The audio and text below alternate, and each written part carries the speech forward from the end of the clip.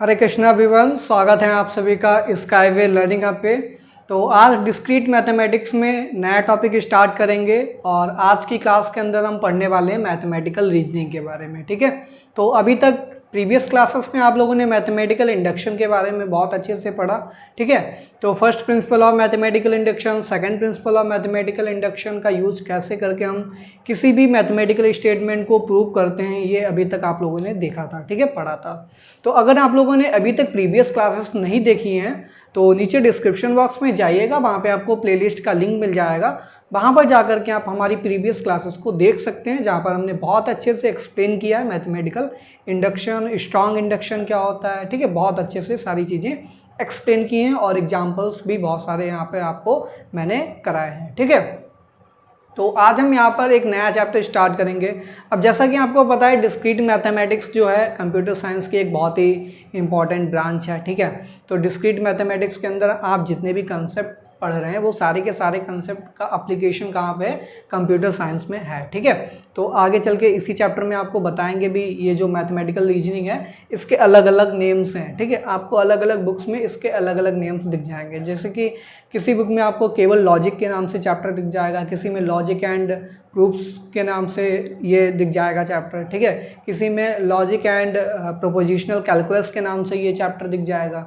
और जब बात करें मैथमेटिकल रीजनिंग की, तो ये मैथमेटिकल रीजनिंग जो है इसी लॉजिक चैप्टर का ही पार्ट है, बट ये आप पढ़ते हैं क्लास 12th में। ठीक है, इसलिए सबसे पहले क्लास 12th वाला जो भी आप लोगों ने वहाँ पे ट्रुथ टेबल्स पढ़ रखी हैं, कैसे ट्रुथ टेबल को कंस्ट्रक्ट किया जाता है। ठीक है, तो उसका कंस्ट्रक्शन हम यहाँ पर देखेंगे फर्स्ट पार्ट में मैथमेटिकल रीजनिंग, इसीलिए हमने आज का टॉपिक यहाँ पे ये सिलेक्ट किया है। ठीक है, तो आज की क्लास स्टार्ट करने से पहले मैं आप सभी लोगों से रिक्वेस्ट करना चाहूँगा, अगर आप लोग हमारे चैनल पे नए हैं तो प्लीज़ चैनल को सब्सक्राइब कर लीजिए और बेल आइकन भी प्रेस कर लीजिए, ताकि आपको आने वाले टाइम पे सारे क्लासेस का नोटिफिकेशन आपको मिलता रहे। ठीक है, साथ ही साथ आप हमारे टेलीग्राम और व्हाट्सएप चैनल को भी ज्वाइन कर सकते हैं, जहाँ पर आपको रेगुलर अपडेट्स मिलती रहती हैं सारी क्लासेस के बारे में।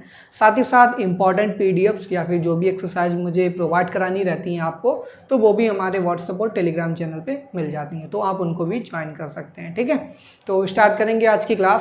तो मैथमेटिकल रीजनिंग में सबसे पहले कुछ इंपॉर्टेंट टर्मिनोलॉजी हैं, उनको जानना बहुत ही अति आवश्यक है। ठीक है, बहुत ज़रूरी है। और एक टर्मिनोलॉजी ऐसी है जिसका नाम है स्टेटमेंट। तो स्टेटमेंट क्या होता है, ये प्रीवियस क्लासेस में मैथमेटिकल इंडक्शन जब स्टार्ट किया था तो वहाँ पर भी मैंने आपको एक्सप्लेन किया था कि मैथमेटिकल स्टेटमेंट क्या होता है। तो अभी तक इंग्लिश लैंग्वेज में आप जो ग्रामर पढ़ते हैं, ग्रामर में सेंटेंसेस आप लोगों ने पढ़े होंगे। ठीक है, जैसे कि he is a wise man, he is very beautiful, he is honest. ठीक है, ही इज़ हैंडसम। ठीक है, या सी इज़ वेरी प्रेटी वन। तो इस तरीके से सेंटेंसेस आप लोगों ने पढ़े हैं। अब बात करें मैथमेटिक्स में, तो मैथमेटिक्स में वो ऐसे सेंटेंसेस हमको लेने हैं जिनको हम जज कर पाएँ ट्रू हैं या फिर फॉल्स हैं। ठीक है, समझ गया कि ऐसे सेंटेंसेस जिनको हम जज कर सकते हैं आइदर ट्रू और फॉल्स, तो उन्हीं सेंटेंस को हम क्या बोलते हैं, स्टेटमेंट बोलते हैं। ठीक है, और जब यही स्टेटमेंट हम मैथमेटिक्स में यूज़ करते हैं तो इन्हीं को बोलते हैं मैथमेटिकल स्टेटमेंट। मैथमेटिकल स्टेटमेंट का एक सेकेंड नेम भी होता है जिसको हम प्रोपोजिशन बोलते हैं। और जब हम किसी भी सब्जेक्ट में जब हम केवल और केवल मैथमेटिकल स्टेटमेंट के बारे में स्टडी करते हैं, यानी कि हम प्रोपोजिशंस के बारे में स्टडी करते हैं, तो इस एरिया ऑफ स्टडी को हम बोलते हैं प्रोपोजिशनल कैलकुलस। ठीक है, तो यहाँ पर स्टेटमेंट का सेकंड नेम ये भी होता है जिसको हम प्रोपोजिशन बोलते हैं। तो प्रोपोजिशन या स्टेटमेंट क्या होता है, a sentence is called mathematically acceptable statement if it is either true और फॉल्स बट नॉट बोथ। अब ऐसा नहीं होना चाहिए कि दोनों हैं, ट्रू भी हो सकता है फॉल्स भी हो सकता है, ऐसा दोनों नहीं, या तो ट्रू हो या फिर फॉल्स, इन दोनों में से केवल एक ही ऑप्शन आपको सिलेक्ट करना है। अगर ये जज कर पा रहे हैं तब तो सही है। अगर आप डिलेमा में हैं कि ट्रू भी नहीं कह सकते, फॉल्स भी नहीं कह सकते, ट्रू भी हो सकता है फॉल्स भी हो सकता है, तो आप ऐसे स्टेटमेंट को इग्नोर कीजिए, वो मैथमेटिकली एक्सेप्टेबल नहीं होंगे। ठीक है, तो आई होप आपको स्टेटमेंट क्लियर हो गया। जैसे एक एग्जांपल आपको बताते हैं, 2 + 2 हमको पता 4 है, बट आप लोगों ने सुना होगा 2 + 2 5 भी होता है। खैर होता नहीं है, बट इसका एक फॉल्स प्रूफ दिया जाता है। बहुत अलग अलग के कॉम्प्लेक्स कंसेप्ट लगा करके 2 + 2 5 प्रूव कर देते हैं। आपको गूगल करेंगे दिख भी जाएगा। जब हम बात करें मैथमेटिकल लॉजिक्स की बात करेंगे, मैथमेटिकल ऑपरेशंस जब उनका जो रूल होता है, रूल के अकॉर्डिंग 2 + 2 4 ये ट्रू है, ठीक है। 2 + 2 5 ये गलत है। तो इन दोनों को हम जज कर पा रहे हैं कि पहला स्टेटमेंट जो लिखा है वो ट्रू है, सेकंड स्टेटमेंट फॉल्स है, तो ये दोनों के दोनों क्या हो जाएंगे, स्टेटमेंट्स हो जाएंगे, ठीक है। ये दोनों प्रोपोजिशंस हो जाएंगे, ठीक है। अगर हम नहीं जज कर पा रहे होते, जैसे कि मैंने सेंटेंस बोला, he is a handsome man, अब वह एक सुंदर व्यक्ति है। अब आप इसको कैसे जज कर पाएंगे कि ये ट्रू है या फिर फॉल्स है। अब वह किसके लिए हमने यूज किया ये भी नहीं पता। सपोज दैट आपको पता है, बता भी दिया जाए कि ही किसके लिए यूज किया। सपोज दैट कोई नेम स्पेसिफिक कर दिया, राम, ठीक है, Ram is a handsome guy. तो राम जो व्यक्ति है यहाँ पर, जो बॉय है, वो किसी एक पॉइंट ऑफ व्यू से किसी एक को अच्छा लग रहा है, हैंडसम लग रहा है, किसी को नहीं हैंडसम लग रहा है। तो ये इसको हम एग्जैक्टली नहीं कह पा रहे हैं कि ये ट्रू है या फिर फॉल्स है। तो इस टाइप के सेंटेंसेस यहाँ पर मैथमेटिकल स्टेटमेंट की कैटेगरी में लाई नहीं करेंगे। बट अभी जो मैंने 2 एग्जाम्पल्स बताए, इनको आप ट्रू और फॉल्स में जज कर पा रहे हैं, इसलिए ये क्या हो जाएंगे, मैथमेटिकल स्टेटमेंट हो जाएंगे। जैसे कि बात करें, new Delhi is the capital of India, Bharat का जो यहाँ पर एक कैपिटल है वो क्या है, न्यू दिल्ली है। तो ये ट्रू है या फिर फॉल्स है, ट्रू है। अब मैं बोल दूँ Lucknow is the capital of India, तो लखनऊ तो भारत की राजधानी नहीं है, तो सिंपल है कि ये फॉल्स स्टेटमेंट है। तो क्या ये जो फॉल्स स्टेटमेंट, जो फॉल्स सेंटेंस है, क्या ये स्टेटमेंट है? नहीं, ये भी स्टेटमेंट है, क्योंकि ये फॉल्स है। अब ये नहीं कि फॉल्स है, गलत है तो इसको स्टेटमेंट नहीं लेंगे, स्टेटमेंट होगा। ट्रू भी हो तब भी स्टेटमेंट है, फॉल्स है तब भी स्टेटमेंट है। मैंने एक एग्जाम्पल भी दिया था लास्ट क्लासेस में, मैंने बोला था जो लीडर्स होते हैं हमारे, ठीक है, नेता होते हैं पक्ष में विपक्ष में। जैसे पक्ष का जो लीडर है, यानी कि जो सत्तारूढ़ पार्टी है, उसका लीडर बोल रहा है, कुछ सेंटेंस उसने बोला है, तो उसके द्वारा न्यूज़ हेडलाइन चलती है, इन्होंने ये स्टेटमेंट दिया, विपक्ष वालों ने ये स्टेटमेंट दिया। अब दोनों के स्टेटमेंट है, कोई ट्रू बोल रहा होगा, कोई फॉल्स बोल रहा होगा। हालांकि दोनों को जज कर पा रहे हैं कि क्या सही है क्या गलत है, तो इसलिए उनको हम क्या बोलेंगे, स्टेटमेंट। उन्होंने जो बोला या तो सही होगा या फिर गलत होगा, ठीक है। तो ये एग्जांपल दिया था, आई होप आप लोगों ने देखा भी होगा। तो इस तरीके से जितने भी सेंटेंसेस हैं, आपको जैसे क्लास 12 में आप लोगों ने एक्सरसाइज भी की होगी, NCERT एक्सरसाइजेज में, वहाँ पे बहुत सारे सेंटेंसेस दिए होते हैं। वहाँ पे पूछेंगे बताओ कौन सा यहाँ पे स्टेटमेंट है, कौन सा स्टेटमेंट नहीं है। तो इस टाइप की एक्सरसाइज आपको अभी मैं प्रोवाइड भी कराऊंगा अपने व्हाट्सएप और टेलीग्राम चैनल पे, वहाँ पर जाकर के आप प्रैक्टिस कर सकते हैं। तो ये चीज़ तो क्लियर हो गई होगी। अब बात करते हैं लॉजिक की। तो लॉजिक क्या होता है?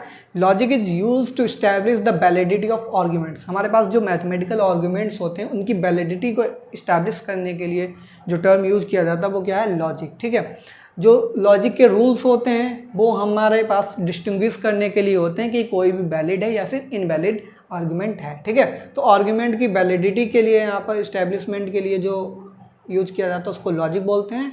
और इसके बाद यहाँ पर प्रोपोजिशंस जो होते हैं, स्टेटमेंट्स, अब इनको डिनोट कैसे करते हैं, ठीक है, इंपॉर्टेंट है। डिनोट कैसे करेंगे तो आप लोगों ने देखा भी होगा, इससे प्रीवियस क्लासेस में भी, मैथमेटिकल इंडक्शन में भी हम स्टेटमेंट को स्मॉल p लेटर से दिखाते थे। तो ऐसे ही यहाँ पर प्रोपोजिशंस जो हैं वेरिएबल्स के फॉर्म में रिप्रेजेंट करेंगे। जैसे कोई स्टेटमेंट p है, सेकंड स्टेटमेंट q को रिप्रेजेंट कर दिया, थर्ड स्टेटमेंट r से रिप्रेजेंट कर दिया, st, इस तरीके से ये स्मॉल लेटर्स में लिखे जाते हैं, ठीक है, लोअर केस लेटर्स में। तो इन वेरिएबल्स को बोलते हैं प्रोपोजिशनल वेरिएबल्स, ठीक है। तो ये भी इंपॉर्टेंट है। फिर इसके बाद ये आपको बता ही दिया मैंने प्रोपोजिशनल कैलकुलस क्या होती है। फिर एक और टर्म आता है निगेशन। हमारे पास कोई भी स्टेटमेंट है, अब स्टेटमेंट क्लियर होगा क्या हो गया। अब उसी स्टेटमेंट का निगेशन क्या होता है? निगेशन का मतलब है जो आपने बोला है उसका डिनायल। मतलब आपने अगर गलत बोला है तो उसका निगेशन क्या हो जाएगा? सही हो जाएगा, यानी कि ट्रू हो जाएगा। अगर आपने ट्रू बोला है तो उसका निगेशन क्या हो जाएगा? फॉल्स हो जाएगा। समझ रहे हो ना? बिल्कुल जस्ट अपोजिट, उल्टा। अगर आप सही हैं तो उसका निगेशन गलत हो जाएगा, अगर आप गलत हैं उसका निगेशन सही हो जाएगा। निगेशन का मतलब होता है denial. Denial of a statement is called negation of the statement, ठीक है। जैसा कि हमने बोला इंडिया, जैसे हमने बोला सपोज दैट आप कोई भी स्टेटमेंट एज्यूम कर लीजिए, sum of first n natural number is equal to n into n plus 1/2, यानी कि फर्स्ट एन नेचुरल नंबर का समेशन कितना होता है? n into n plus 1/2। अब इसी स्टेटमेंट को हमने p से रिप्रेजेंट कर दिया, ये p स्टेटमेंट है कोई। इसका निगेशन मैंने बोला, इसका निगेशन क्या होगा? तो तो हम क्या बोलेंगे, sum of first n natural number is not equal to n into n plus 1/2। एक तो ये तरीका हो गया कहने का। सेकेंड वे क्या होता है, सबसे ईजी वे होता है कि आप जो भी स्टेटमेंट है उसमें केवल एक लाइन ऐड कर दीजिए, it is not the case. तो आप क्या बोलेंगे, it is not the case that the sum of first n natural number is equal to n into n plus 1/2। ठीक है, तो ये p का निगेशन हो जाएगा। तो निगेशन के लिए जो हम यहाँ पर लाइन यूज करते हैं वो क्या होती है, if p is a statement, तो उसका जो निगेशन होगा कैसे लिखा जाएगा, it is not the case that, फिर p वाला जो भी सेंटेंस दे रखा है उसको यहाँ पर आप कॉपी पेस्ट कर दीजिए।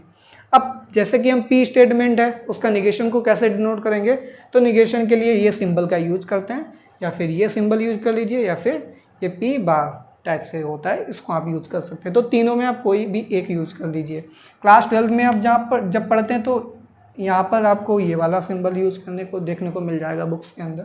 अभी डिस्क्रीट मैथमेटिक्स, ठीक है, यहाँ पे आपको ये वाला सिंबल भी देखने को मिलेगा और ये वाला भी। ठीक है, तो कोई डरने की बात नहीं, ये क्या आ गया नया नया सिंबल दिख रहा है मुझे, ये नेगेशन का ही सिंबल होता है। ठीक है, फिर इसके बाद नेक्स्ट टर्म है हमारे पास कंपाउंड स्टेटमेंट। अब स्टेटमेंट क्या हो गया, एक तो प्रिमिटिव स्टेटमेंट होता है और दूसरा होता है कंपाउंड। प्रिमिटिव का मतलब है एक ही सेंटेंस है और उसी सेंटेंस को ट्रू फॉल्स जस्टिफाई कर पा रहे हैं, तो वो स्टेटमेंट हो गया। बट अगर एक से अधिक यानी कि 2 स्टेटमेंट्स हैं या फिर 2 से ज़्यादा, 3 हैं, 4 हैं, ठीक है, यानी कि 2 या 2 से ज़्यादा स्टेटमेंट्स को जब हम ज्वाइन करते हैं, कंबाइन करते हैं, तो उनका जो कलेक्शन होता है उसको क्या बोलते हैं, कंपाउंड सेंटेंस बोलते हैं। ठीक है, जैसे एक पी स्टेटमेंट है, एक क्यू स्टेटमेंट है, अब इनको आप कंबाइन कैसे करेंगे, या फिर आप एंड लगा दीजिए बीच में, तब यहाँ पर कंजक्शन हो जाएगा ही, या फिर डिस्जंक्शन भी हो जाएगा, यानी कि और लगा दीजिए। तो एंड और आर और वर्ड का यूज़ करके हम यहाँ पर 2 सेंटेंसेस यानी कि स्टेटमेंट को कंबाइन कर सकते हैं, और जो पूरा होगा यहाँ पर हमारे पास स्टेटमेंट, कंबाइंड स्टेटमेंट, उसको बोलेंगे कंपाउंड स्टेटमेंट। ठीक है, तो कंपाउंड स्टेटमेंट क्या होता है, 2 या 2 से ज़्यादा स्टेटमेंट्स का कलेक्शन। ठीक है, तो कंपाउंड स्टेटमेंट भी क्लियर हो गया होगा। अब बात करते हैं थ्योरम क्या होती है। ठीक है, इंपॉर्टेंट है, वैसे तो आपको पता ही होगा, प्रूवन कोई भी स्टेटमेंट है उसको थ्योरम बोलते हैं, बट ये प्रूवन स्टेटमेंट यहीं से निकल के आया। आप मैथमेटिकल रीजनिंग के अंदर जो आप लॉजिक पढ़ रहे हैं, लॉजिक के अंदर ही थ्योरम की डेफिनेशन निकल के आती है। ठीक है, तो थ्योरम की डेफिनेशन क्या होती है, हमारे पास कोई भी मैथमेटिकल स्टेटमेंट है, 2 केस हैं, या तो ट्रू होगा या फिर फॉल्स होगा।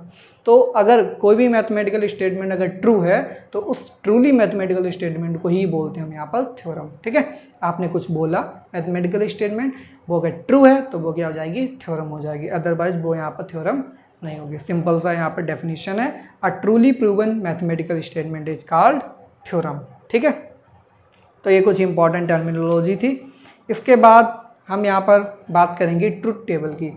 अभी आप लोगों ने निगेशन पढ़ लिया, अब यहाँ पर इसके बाद हम ट्रुथ टेबल की तरफ पढ़ेंगे। ठीक है, ट्रुथ टेबल को यहाँ पर कैसे क्रिएट किया जाता है। अब आपको एक बात बताना चाहूँगा मैं, जैसे कि डिस्क्रीट मैथमेटिक्स अभी मैंने बताया कंप्यूटर साइंस के अंदर बहुत ही यूज़फुल होता है ये टॉपिक। ठीक है, काफ़ी यूज होता है इसका, प्रैक्टिकल एप्लीकेशंस भी होते हैं इसके। ठीक है, तो यहाँ पर जो ट्रुथ टेबल आप क्लास 12 में पढ़ते आ रहे हैं, वहाँ पर तो आपको टेबल के अंदर सिंपल ट्रू फॉल्स दिख जाएगा लिखा हुआ, बट यहाँ पे क्या है, मैथमेटिक्स में, यहाँ पर डिस्क्रीट मैथमेटिक्स में कंप्यूटर की लैंग्वेज, मशीन लैंग्वेज जो होती है, आपको पता है बाइनरी डिजिट्स के फॉर्म में वो यहाँ पर लेती है इनपुट। ठीक है, तो बाइनरी डिजिट 0101 ही यहाँ पर इनपुट लेगा वो, तो उसको कन्वर्ट करते हैं हम यहाँ पर। तो जो ट्रू होगा स्टेटमेंट, तो ट्रू के लिए यहाँ पर जो बूलियन नंबर लेते हैं, यानी कि जो बिट लेते हैं उसको हम 1 लेते हैं, और फॉल्स के लिए जो बिट लेते हैं उसको 0 लेते हैं। ठीक है, तो यहाँ पर जो ट्रू है, ट्रू को हम 1 से डिनोट करेंगे, और जो फॉल्स है, फॉल्स को हम 0 से डिनोट करेंगे। तो हालांकि जो टेबल हम बनाएंगे वहाँ पर ट्रू है, वहाँ पर आप 1 लिख देंगे, और जहाँ पे फॉल्स है वहाँ पर 0 लिख देंगे। ठीक है, तो इस फॉर्म में आप लिखिएगा, बहुत अच्छी बात होगी। अदरवाइज ट्रू फॉल्स लिखेंगे स्टार्टिंग में, अभी थोड़ा प्रैक्टिस के लिए ट्रू फॉल्स ट्रू टेबल में इन्हीं का यूज़ करेंगे, बट आगे जैसे जैसे आप सीख जाएंगे उसके बाद हम डायरेक्टली 1010 का यूज़ करने लगेंगे। ठीक है, बस इतना समझ लीजिए कि ट्रू का जो बूलियन नंबर 1 है और फॉल्स का यहाँ पर 0 होता है। ठीक है, तो आज की क्लास में इंपॉर्टेंट टर्मिनोलॉजी में इतना ही रखते हैं। ठीक है, नेक्स्ट क्लास में हम पढ़ेंगे नेगेशन की टेबल कैसे बनती है, ट्रुथ टेबल, ठीक है। साथ ही साथ जो लॉजिकल ऑपरेटर्स हैं जैसे एंड ऑपरेटर है, और ऑपरेटर है, फिर एंड ऑपरेटर की ट्रुथ टेबल कैसे बनेगी, और ऑपरेटर की ट्रुथ टेबल कैसे बनेगी, फिर एंड और से कंबाइन होकर ट्रुथ टेबल्स कैसे बनती हैं, ठीक है। तो ये नेक्स्ट क्लास में देखेंगे। तब तक के लिए thanks for watching, have a good day.